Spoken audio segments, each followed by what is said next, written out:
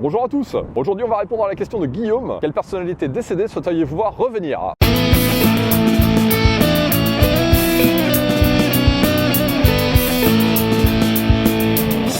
S'il y avait une personnalité décédée que vous pourriez faire revivre, ça serait qui? David Bowie, sans hésiter. Dalida. Je pense Michael Jackson. Bob Marley. Michael Jackson. Donc, parce que d'ailleurs, je me demande, est-ce qu'il est vraiment mort? C'est pas évident.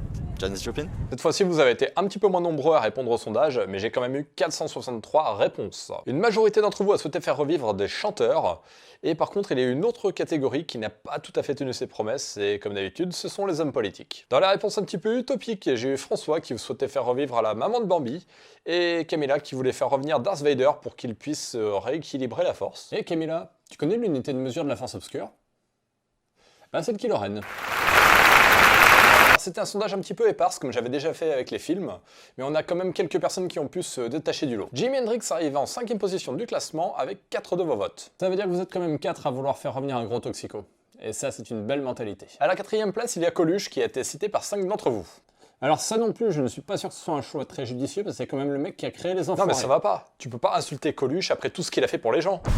Ouais, mais bon, c'est quand même à cause de lui si jamais on a Mimi Mathieu et Pierre Palmade qui chantent à la télé tous les ans. La 3e place, c'est pour Walt Disney, que 8 d'entre vous ont souhaité voir revenir. Ça va pas plaire à François, hein. C'est quand même un peu lui qui a décidé de tuer la maman de Bambi. La seconde marche du podium est pour Freddie Mercury, qui a quand même obtenu 10 de vos voix. Alors,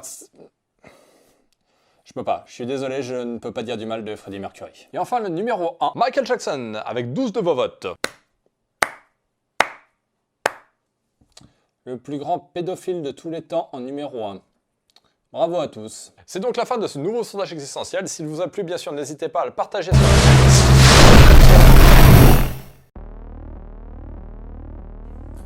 Alors comme ça, on est des toxicos, des pédophiles et des enfoirés. Bon bah, Greg a l'air d'avoir des petits problèmes. Mettez-lui quand même un petit pouce bleu et puis partagez ces vidéos à titre posthume. Vous le verrez peut-être lundi prochain s'il arrive à sortir d'ici. Et tant qu'à être mort, je vais vous donner le prochain sondage. En quoi souhaiteriez-vous être réincarné?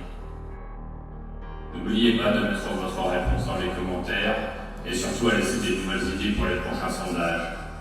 Allez, à lundi prochain peut-être.